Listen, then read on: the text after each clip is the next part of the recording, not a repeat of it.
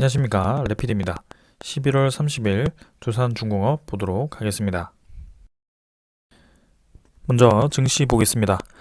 코스피 2.4%, 코스닥 2.7% 가까이 하락을 했고요.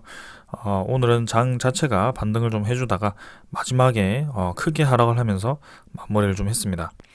확실히 계속해서 코로나 관련주들이 좀 강세를 보이는 장이었고, 실적주 위주로 반등이 나오다가 오늘 또 크게 하락을 하였고요.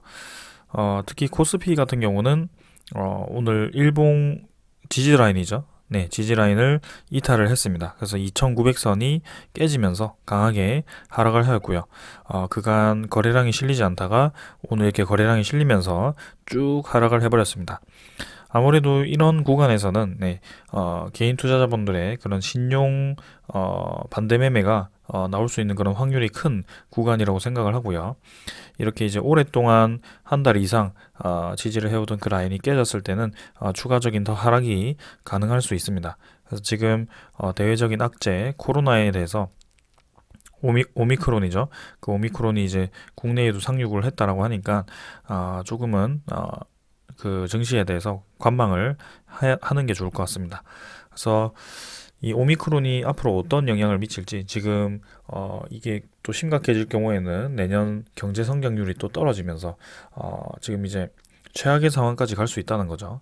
네, 이제는 유동성 자금이 많이 풀림으로 인해서 그 유동성 자금으로 물가가 계속 상승하는 그런 과정인데, 그 과정에서 이제 돈을 회수를 해야 되는 단계인데, 그게 또다시 코로나로 인해서 경기 회복이 경기가 침체가 되니까 그걸 이제 돈을 회수하지 못하는 그런 상황이 또 나왔습니다. 그래서 금리 인상을 또 쉽게 하지 못하지만 물가는 또 계속 올라가는, 그러니까 스태그플레이션이라고 하죠. 굉장히 위험한 움직임이 나오고 있습니다. 그래서 지금과 같은 장에서는 일단은 이런 큰 하락이 지나가기를 그냥 기다리는 게 좋을 것 같고요.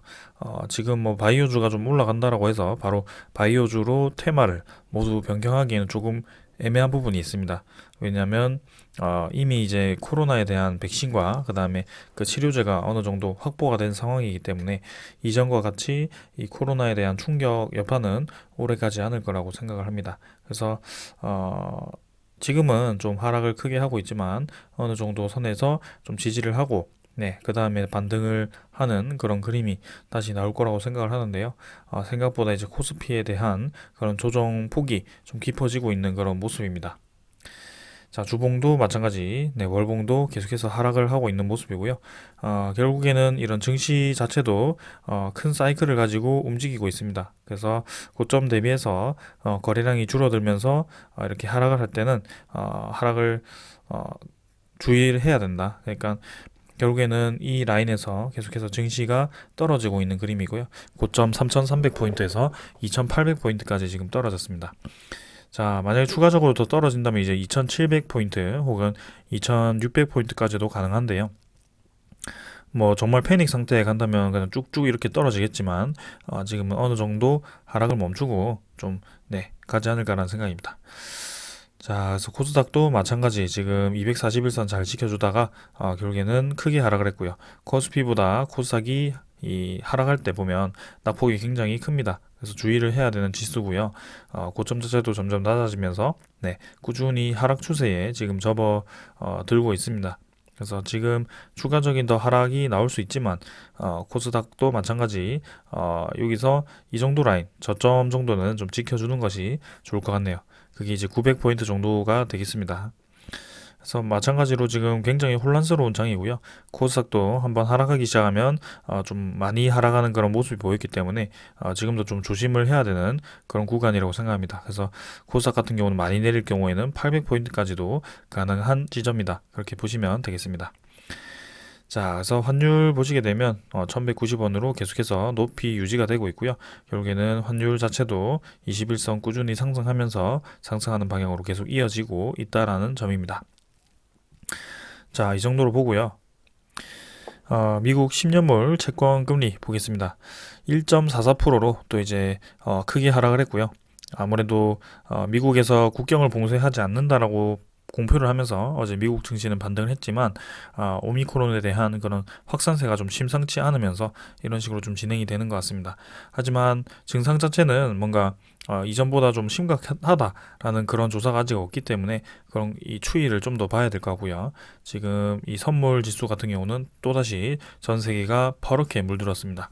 그래서 지금 굉장히 또 좋지 않은 분위기로 이어지고 있다는 점, 그래서 지금은 그냥 관망을 하시는 게 좋을 것 같습니다. 자, 오늘 여기까지 보고 종목 보도록 하겠습니다. 두산중공업 보겠습니다. 900원 하락해서 4.5% 하락했고요. 19,000원 마무리했습니다. 자, 19,000원 오늘 좀 잘 지키면서 진행을 좀 했는데요.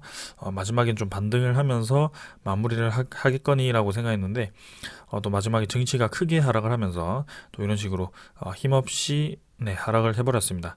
그래서 두산중공업이 지금 유상증자 이후에 지금 벌써 이제 20% 가까이 좀 하락을 했는데요. 좀 꽤나 많이 하락을 했고요. 사실 지금 유상증자만으로 하락했다고 보기가 어려운 것이 지금 모든 종목들이 다 폭락을 하고 있습니다. 그래서 원전 관련 종목들도 심지어 유상증자를 하지 않았지만 이런 식으로 크게 조정을 받고 고점 대비 크게 조정을 받고 있는 그런 사이클에 들어 있고요. 우연히 지금 이 유상증자가 발표하면서 뭐 좀 더 크게 하락을 하긴 했습니다만 사실 유상증자 발표를 하지 않았더라도 어느 정도 하락을 겪고 있었을 두산중공업이라고 생각을 합니다. 그래서 지금 뭐 추가적인 더 하락이 나와서 지금 241선까지 이제 왔는데요. 제가 오늘 커뮤니티에도 말씀을 드렸듯이 지금은 차트가 사실 의미가 없는 구간이 되어 버렸습니다. 이미 지수 자체는 단기 바닥이 깨지면서 또 추가 하락이 나왔고요. 거의 이제 최근에 거의 1년간 신저점이 또 나오는 그런 구간이 지금 진행이 되고 있습니다. 그래서 거의 지수가 이렇게 무너지게 되면 모든 종목들이 하락을 할 수밖에 없고요. 특히 대형주 위주로 하락을 하게 됩니다. 그래서 지금은 좀 몸을 사리면서 다음에 때를 기다릴 때라고 저는 생각을 하고요. 만약 유상증자 때문에 이렇게 두산중공업이 크게 하락을 하면서 계속 내려가고 있다라고 보기는 어렵습니다. 그래서 이 정도도 지금 코로나 악재와 그 다음에 원자력 테마의 그런 조정 그런 것들이 다 반영이 되었다고 보여지고요. 어제도 말씀드렸고요. 그 다음에 사실은 이전에 유상증자 발표를 했을 때도 그때도 1조 5천억 수준이었습니다. 근데 그때 1조 3천억이었나요? 네, 그 정도였을 겁니다. 그래서 그때도 이제 충격적이었죠, 사실. 그래서 이렇게 급등 이후에 유상증자 발표를 해가지고 또 자금을 모으겠다라고 얘기를 했고요. 그 이후에 실제로는 이제 당일에는 좀 잘 버티면서 진행이 되었지만 이후에 이렇게 하락을 하면서 결국에는 이렇게 쌍바닥을 다지면서 또 이제 권리락 이후에 그때부터 주가가 또 올라가는 그런 그림이 나왔습니다. 그래서 MSCI에 대한 편입 이슈가 있었기 때문에 그때는 좀 반등을 시작했는데요. 사실 11월 10일이 그때 이제 두산중공업이 거의 편입이 확정되는 그때 시기였습니다. 그래서 그 전부터 조금 올라가는 게 사실이었고요. 1차 유상증자 가격, 그 다음에 2차 유상증자 가격을 결정하기 위해서 어느 정도 주가 상승이 나왔던 것 같습니다. 그래서 이렇게 이전 유상증자 케이스를 좀 보게 된다면 확연하게 이 단계별 구간이 나오게 되는데요. 저도 이제 여러 번 유상증자를 참여해봤고요. 두산중공업뿐만이 아니고 타 종목들도 좀 많이 참여를 해봤습니다. 근데 딱 보이는 것이 일단 유상증자를 발표하는 시점, 요때라고 할게요. 그 다음에 이 유상증자 가격 결정이 시작되는 시점, 권리락 이후, 그리고 이제 유상증자 신주가 들어오는 시점이죠. 그때가 아마 요쯤이었을 겁니다. 네.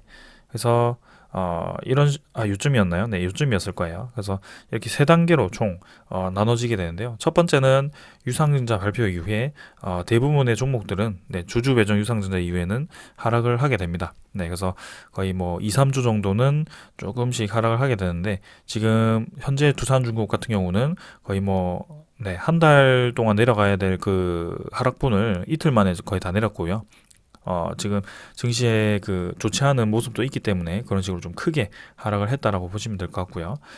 그 이후에 이제 1차 유상증자 가격을 결정하는 시점부터 2차 유상증자 가격 결정 시점까지 어느 정도 이제 상승이 나오게 됩니다. 이때는 이제 MSCI 편입도 조금 있긴 하지만 보통은 이렇게 크게 이 정고점보다 올라가지 못하는 케이스가 있더라도 보통은 어느 정도는 네, 주가 상승을 시키게 됩니다. 왜냐하면 기업 입장에서도 그, 그, 매, 그 계획한 그 대금을 다 이제 받아야 되기 때문에 지금 이번에는 1조 5천억을 계획을 했죠. 그래서 적어도 1조 한 3천억 정도는 회수가 되어야 되지 않겠나. 1조 3천억에서 1조 4천억 정도는 회수가 어느 정도 되어야지 두산중공업 입장에서 유상증자를 성공했다라고 얘기할 수 있기 때문에 어, 네, 그래서 어느 정도의 주가는 유지를 해줄 거다라고 말씀을 드리는 겁니다. 그래서 어제도 그제도 네, 계속해서 말씀을 드리고 있는데 이 유상증자 가격 결정은 지금 현재 주가와는 조금 무관합니다. 그래서 1차 같은 경우는 1 플러스 네, 증자 비율 그 다음에 증자 비율에서 할인율 20%를 곱하게 되고요. 그것분에 이제 기준가에서 네, 할인 비율 20%를 해서 네, 하게 됩니다. 1 마이너스 할인 비율이죠. 네. 자, 그래서 이런 식으로 1차 가격이 결정되게 되고요. 2차 이 발행가액 같은 경우는 사실 이게 왜 들어가느냐, 이 밑에 게 이게 왜 다르냐, 2차 때는 이게 없거든요. 그냥 기준가의 1 마이너스 할인 비율입니다. 이게 왜 다르냐 하면은 그냥 시기 차이입니다. 이 1차 같은 경우는 권리락 발생 전, 그러니까 신주 배정 기준일 전 일주일과 그다음에 신주 배정일 기준일 한 달 전, 그때부터 이제 각각 이제 평균을 했을 때, 산술 평균을 했을 때 낮은 가격을 이 기준가로 정하기 때문에 이때 이제 유상증자 권리락 이후의 가격으로 환산을 시키는 거죠. 네. 근데 이미 2차 발행가액은 권리락 이후에 결정이 되는 거기 때문에 이 권리락에 대한, 그러니까 유상증자 증자 비율에 대한 주가가 이미 기준가로 적용이 된 겁니다. 그래서 1차 기준가와 2차 기준가는 엄연히 따지면 다르다라고 보시면 되고요. 그것 때문에 이런 식으로 1차 비율에 1차 유상증자 가액에 이런 식으로 비율을 나누게 되는 겁니다. 자, 그걸 이제 아시면 될 것 같고요. 제가 이게 좀 어려운 내용이기 때문에 혹시나 모르시는 분들은 댓글로 남겨주시거나 아니면 다시 한번 요청을 하시면 또 네, 자세하게 설명을 드려서 알려드리도록 하겠습니다. 그래서 계속해서 하던 얘기 말씀을 드리면 네, 유상증자 발표 이후에 하락을 하게 되고요. 그 이후에는 이런 이슈와 함께 그다음에 가격 결정과 함께 어느 정도 주가가 유지가 되거나 상승을 하게 된다. 그리고 신주 발행 이후에는 주가가 이런 식으로 떨어지는 가격이 나오고요. 이 신주 발행 이후에 주가가 떨어지는 과정은 항상 그래왔습니다. 그래서 합병 신주 발행 이후에도 이런 식으로 하락 구간이 있었고요. 매년 유상증자와 뭐 이런 증자에 있어서는 이렇게 주식 주가가 조정을 받는 기간을 거치게 됩니다. 하지만 뭐 LNF와 같은 그런 유상증자 케이스를 보았을 때는 LNF 같은 경우는 2차 전지와 그 다음에 그 시설이 증설되었을 때 아주 큰 기대감 때문에, 너무나도 이제 큰 기대감, 그러니까 거의 가시화된 거죠. 확실시되는 그런 실적 때문에 아주 매수세가 강했기 때문에 오히려 유상증자 이후에도 올라가는 그런 그림이 나왔고요. 그래서 제가 그런 케이스를 들면서 유상증자가 100% 나쁘다라고 보기는 어렵다라고 말씀드렸습니다. 그래서 그런 케이스를 보시고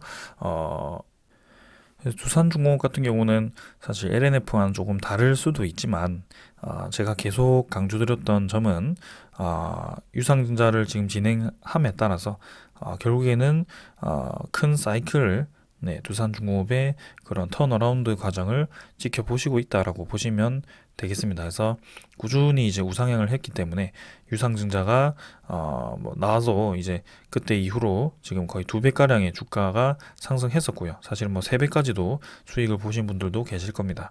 그 전에 매수하신 분들은 지금 뭐 꽤나 많은 수익을 얻고 계실 거고요. 최근에 이제 제 걸 이제 보시고 요때 진입하신 분들도 이제 한 10%에서 20%가량 손해보시는 분들도 계실 거고요. 지금 갑작스런 하락에. 네. 하지만 결국에는 네, 꾸준히 올라가는 그 패턴을 저는 유지할 거라고 생각을 합니다. 그래서 그 패턴이 끝나는 시점이 있겠죠. 그 시점은 아직까지는 아니라고 생각을 하고 있고요. 그 세계적인 원전 트렌드와 그런 트렌드를 계속해서 가져가면서 지켜봐야 될 것 같습니다.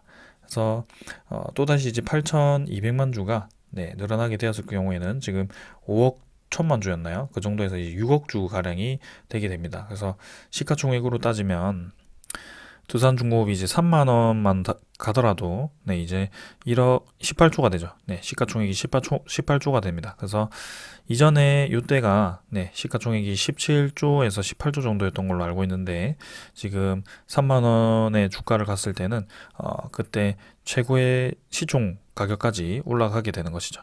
그래서 두산중공업이 좀 더 힘을 받아서 추가적으로 올라갔을 때 이제 4만 원이 된다고 했을 때는 네 24조가 됩니다. 그래서 주식 수가 좀 많이 늘어나기 때문에 이제 가격적으로도 조금은 부담스러울 수 있는 그런 자리는 맞습니다. 하지만 유상증자를 진행함으로써 그 유상증자 단가가 18,100원이기 때문에 우리가 만약에 유상증자를 참여했을 때는 주가를 좀 낮게 추가적으로 매수할 수 있는 기회가 생긴 거고요. 지금도 마찬가지로 하락 부분에서 지금 당장 추가 매수하기는 좀 부담스럽지만 어느 정도 자리를 잡았을 때 매수할 수 있는 기회가 분명히 올 겁니다.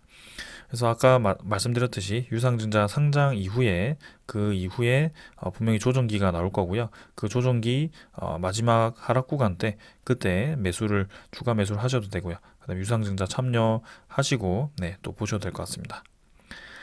자, 그래서 이 정도로 전체적으로 좀 말씀을 드렸고요. 오늘 네, 수급 보겠습니다. 오늘은 이제 기관 외국인이 둘 다 매수를 했는데요. 생각보다 또 많이 하락을 했습니다. 그래서 개인 투자자만 좀 매도를 하는 그런 그림이 나왔네요. 그래서 외국인 투자자 60만 주, 그 다음에 기관 10만 주 정도 매수를 했고요. 기관 같은 경우는 금융투자, 뭐 투신 이 정도가 매수했고요. 보험 좀 매도했고, 그 다음에 연기금도 이틀 연속 매도를 하고 있습니다. 하지만 어제보다 확실히 이제 매도 물량이 좀 많이 줄었고요. 투신과 보험도 마찬가지입니다. 그래서 기간의 매도세가 이쯤에서 이제 멈추고 다시 한번 혹시라도 이제 매수세로 다시 전환을 해준다면 또 괜찮은 그림이 주가가 반등하는 그림으로 또 진행이 될 수도 있는데요.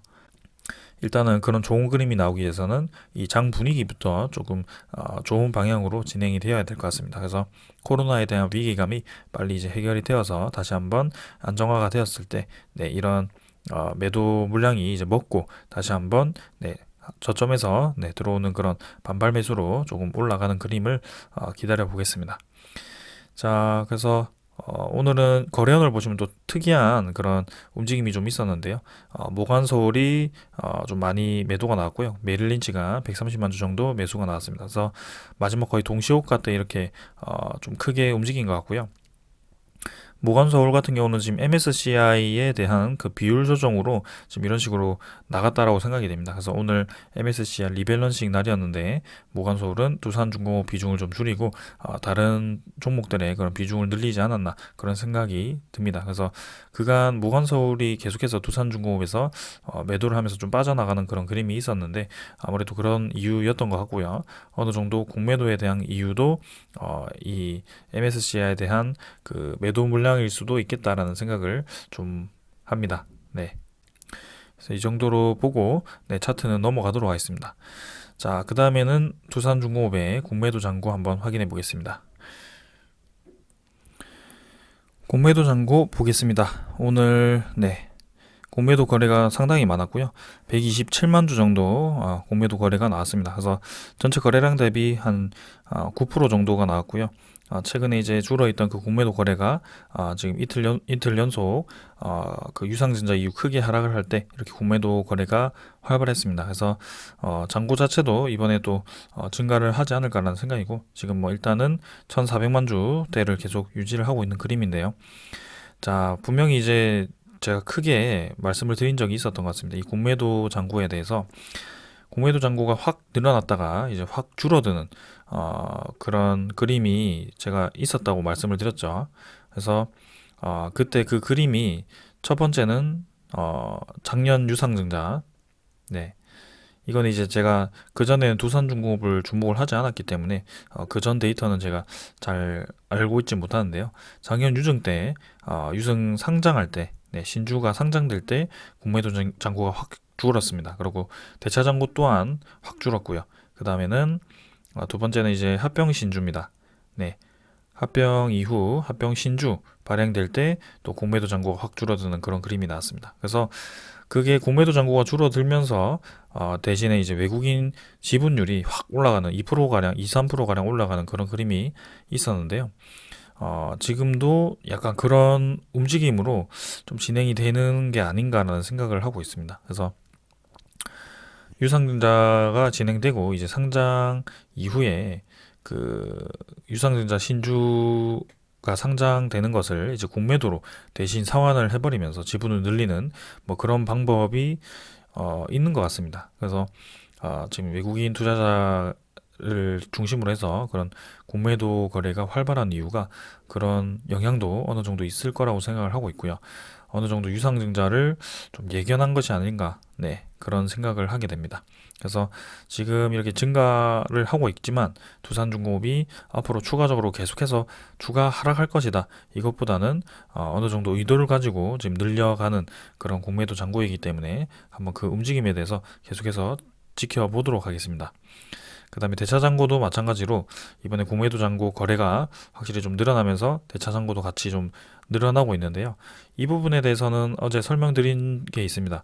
일단 대차 잔고가 100% 공매도에 대해서 쓰인다는 것은 아닙니다. 근데 공매도가 확실히 많이 늘어났을 때 대차 잔고도 같이 늘어나는 경향이 분명히 있고요. 밀접하게 연관이 되어 있는 것은 사실입니다. 그래서 이틀 연속 이제 급격하게 내렸기 때문에 거기에 대해서 예비 공매도 혹은 공매도 친 거에 대해서 이제 대차 물량이 이렇게 늘어났다라고 볼 수도 있고요. 아니면 어제도 말씀드렸지만 연말에 대해서 이 대차 거래가 활발한 종목 중에 하나입니다. 두산중공업. 그래서 이전에도 3일 정도 만에 대차 잔고가 1,000만 주 이상씩 늘어나는 그런 그림이 있었는데요.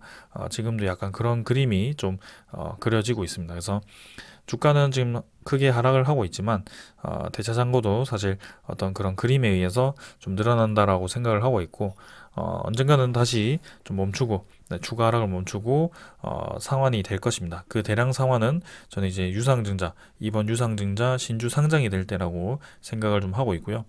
그때를 또 3월 정도 네, 예상을 좀 해보겠습니다. 자, 다음에는 상세를 보았을 때 외국인 추정은 60만 주, 당일은 34만 주로 조금 이제 감소를 했고요.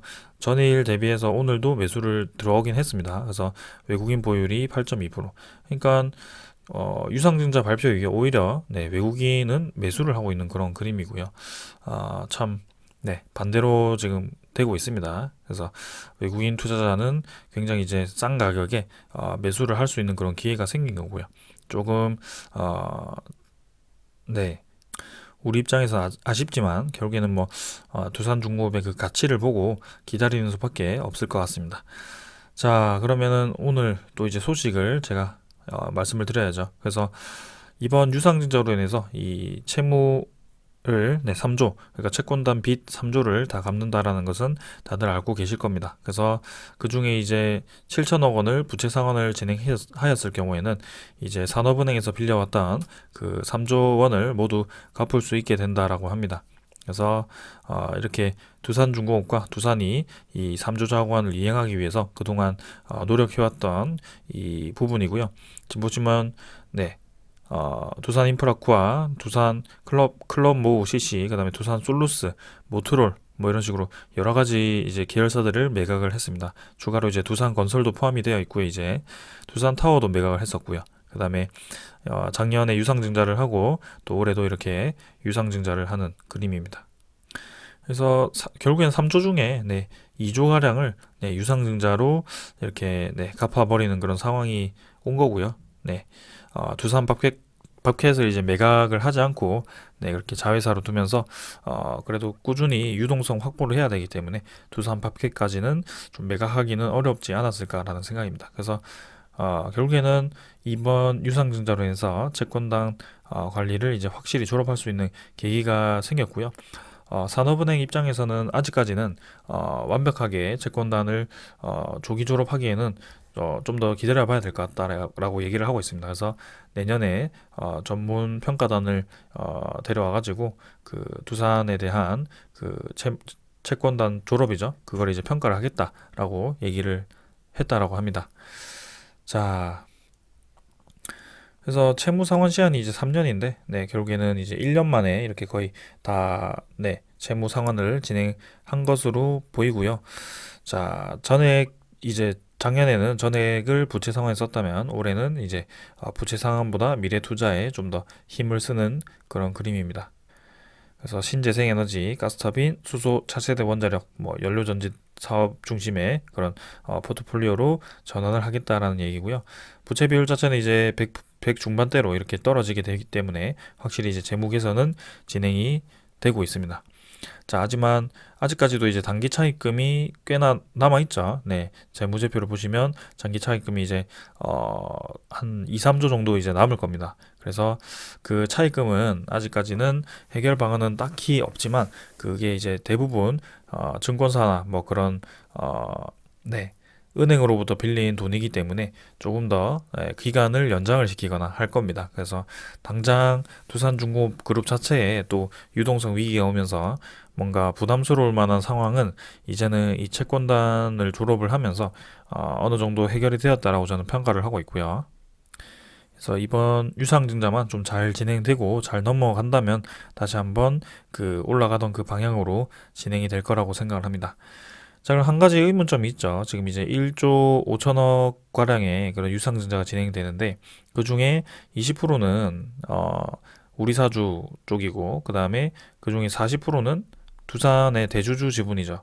그래서 그 두산이 이 40%를 참여하게 된다면 여기서 40%라는 것은 금액 자체가 이제 어, 6조 정도가 되겠네요. 네, 6천억이죠. 네, 6천억 정도가 될 것 같습니다. 그래서 그 6천억을 어떻게 마련을 할 것인가? 네, 거기에 대해서 이제 여기 나와 있네요. 이 기사에 보시면 최근 추진되는 1조 5천억 규모의 두산중공업 유상증자에는 두산이 참여를 했을 때 5,928억 원을 부담을 하게 되는데요. 그 금액은 이제 지게차 사업부인 두산산업차량을 이제 두산밥켓에 7,500억에 팔아가지고 이제 이 매각 대금으로 두산중공업 유상증자에 참여할 것으로 분석이 되고 있다라고 합니다. 그러니까 결국에는 그룹 전체 내에 그 돈을 이제 순환을 하는 과정이긴 한데요. 두산밥켓을 통해서 네, 돈을 확보한 다음에 이 그죠? 두산중공업에 또 힘을 실어주는 그런 그림입니다. 그래서 이 그림 자체가 거의 두산그룹 자체가 두산중공업에 올인을 하고 있다라고 보시면 될 것 같고요. 그만큼 두산중공업을 중요하게 생각을 하고 있는 것 같습니다. 자, 그래서 우리는 이 유상증자를 뭐 계속 한 3개월 정도, 이제 3, 4개월 정도 좀 지켜봐야 될 것 같은데요. 이 과정을 또다시 지켜보시면서 이 유상증자가 어떻게 진행되는지, 유상증자의 그 단계별로 가격이 어떻게 형성이 되는지 좀 지켜보시면서 네, 대응을 해보시면 좋을 것 같습니다. 그래서 앞으로 이 두산중공업 이외에도 혹시라도 다른 종목을 투자하셨을 때도 이게 갑작스러운 유상증자 이슈가 있을 수도 있습니다. 그때 어떻게 대응을 할지 좀 네, 배워가시면 좋을 것 같고요. 자, 오늘은 이 정도로 보고 네, 유상증자의 얘기는 끝내겠습니다. 자, 그럼 이제 두산중공업에 대한 미래 얘기를 좀 해야겠습니다. 네, 그래서 일단 먼저 말씀드릴 것은 원전에 대한 그런 네, 인식 변화입니다. 그래서 이게 아니고요. 네, 원전에 대한 인식 변화가 네, 여기 있네요. 자, 우리도 원전을 짓겠다. 네, 체르노빌, 악몽, 세르비아마저 나섰다라고 합니다. 그래서 탄소 중립이 본격화되니까 이제 다시 원전을 외치는 그런 세계라고 하고요. 세계적인 트렌드 자체가 지금 원전을 늘리자라는 얘기가 계속 지속되고 있습니다. 그래서 동일본 대지진, 네, 동일본 대지진 이후에 그때가 이제 2000 거의 10년도였죠. 네, 2010년부터 해가지고 거의 11년 만에, 네, 12년 만에 이런 식으로 아주 큰 기회가 왔고요. 이 원전의 빅 사이클이 돌아왔다라고 보셔도 될 것 같습니다. 그래서 우리나라가 원전 그 전에 한참 잘 나갈 때 UAE 큰 원전 4개를 수주를 했었는데요. 그 이후에는 지금 그렇다 할 해외 수주가 없는 상황이죠. 근데 이번에 이렇게 또다시 전 세계에서 크게 원전 시장을 늘리는 상황에서 우리나라에 떨어지는 그런 원자력 발전 기회가 충분히 올 수 있는 그런 상황이다. 그리고 그런 두산중공업이 원자력 발전 그 주기기, 특히 이제 증기 발생기인가요? 네, 그걸 이제 주로 생산하는 기업이기 때문에 특히 미국의 웨스팅하우스와 그다음에 뉴스케일 파워나 뭐 그런 식으로 이제 여러 가지 미국 기업들과 협력을 하고 있는 그런 기업입니다. 그래서 우리나라뿐만이 아니고 미국 쪽에서 수주를 하더라도 두산중공업의 그 먹거리가 떨어지는 그런 상황이고요. 그다음에 미국뿐만이 아니고 지금 뭐 중국이라든지 그쪽에서도 두산중공업의 그런 원자력 관련 기술을 많이 도입을 하고 있습니다. 그래서 앞으로 이 세계적인 그런 원자력 트렌드에는 두산중공업이 수혜를 받을 수밖에 없는 그런 구조에 있다. 이렇게 보시면 되겠습니다. 자, 그래서 탄소 중립이 이제 본격화가 되면서 이런 식으로 이제 진행이 된 거고요. 신재생에너지의 보완제로 보상을 하고 있다라고 합니다. 그래서 신재생에너지에 대한 그런 한계를 경험을 하고 이제 유럽의 각국들이 이렇게 전환을 하고 있는 모습이고요.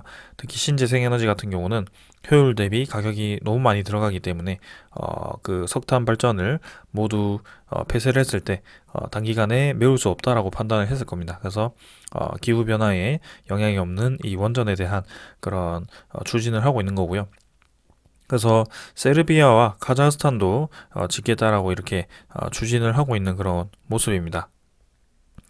그래서 영국 BBC는 에너지 믹스, 그죠? 비중을 뜯어고치는 이른바 에너지 픽스 시대가 도래했다라고 이 분석을 했다라고 합니다. 그래서 세계 각국이 원전으로 눈을 돌리는 이유는 탄소 중립 목표를 달성하기 위해서고 전력 생산의 68%를 석탄 발전에 의존하는 세르비아는 한국과 마찬가지로 2050년까지 탄소 중립을 계획을 한다라고 합니다. 자, 그런데 한국은 탈원전 기조에 따라서 2050년 탄소 중립 시나리오에서 원전을 배제를 했습니다. 그래서 2050년까지 신재생에너지 발전 비중을 최대 70%를 늘릴 때 원전 비율은 6에서 7%대로 줄인다는 방침이라고 합니다. 정말 거꾸로 가고 있죠. 네. 진짜 거꾸로 가고 있습니다. 우리나라는. 그래서 이 70%를 늘렸을 때 여기서 효율을 곱하지를 않았는데요. 이 효율에 대해서 적절하게 검토를 했는지 전혀 모르겠습니다. 원자력 발전은 100%입니다. 그죠? 그래서 우리가 원할 때 비중을 조절을 하면서 원자력 발전을 할 수 있고요. 근데 이 신재생에너지 같은 경우는 지금 기후 영향을 많이 받게 되고요. 지금도 올겨울도 추웠다가 따뜻했다가 뭐 이런 식으로 좀 반복이 되면서 또 폭설이 내리고 그런 식으로 뭐 진행이 된다라고 합니다. 그래서 우리나라뿐만이 아니라 전 세계적으로 지금 친환경 에너지에 대한 그런 회의감으로 원전으로 가고 있는 모습입니다. 그래서 이렇게 체르노빌 악몽까지 겪은 세르비아까지도 이런 식으로 원전으로 뛰어든다라는 것은 굉장히 상징하는 의미가 크다라고 저는 보고 있고요. 부활하는 글로벌 원전 시장을 보았을 때 441개죠. 현재 운영 중이고 건설 중인 것은 56개고요. 그 다음에 계획 중인 것은 101개입니다. 추진 중인 것은 325개고요. 계획 중인 것과 추진 중인 것을 모두 합했을 경우에는 426개입니다. 그죠? 그래서 거의 현재 운영하는 그 원전만큼 지금 짓겠다라는 겁니다. 그래서 이전의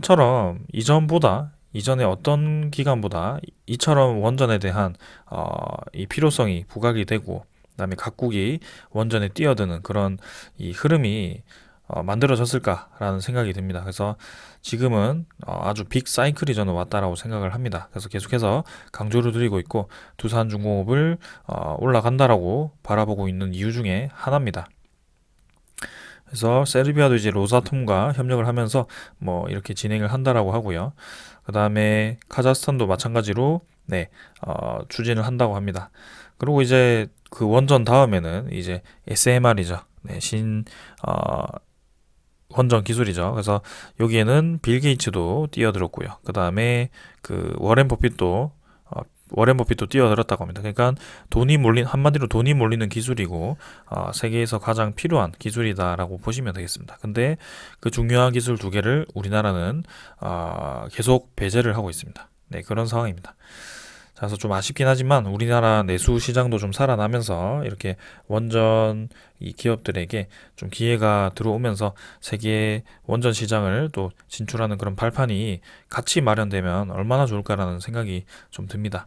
네, 그래서 오늘 이 정도로 좀 얘기를 하고 그 다음 일정에는 EU의 텍소노미인가요? 네, 원전에 대해서 이제 판단을 좀 하게 되죠. 그래서 이 원전을 환경 그죠? 친환경 에너지로 할 것인지 아니면 아직은 친환경 에너지는 아니다. 라고 계속 유지를 할 것인지 뭐 그렇게 가볼름박이 심한 것 같습니다. 근데 보시면 자 한마디로 이제 녹색 분류 체계를 진행을 한다라고 하고요.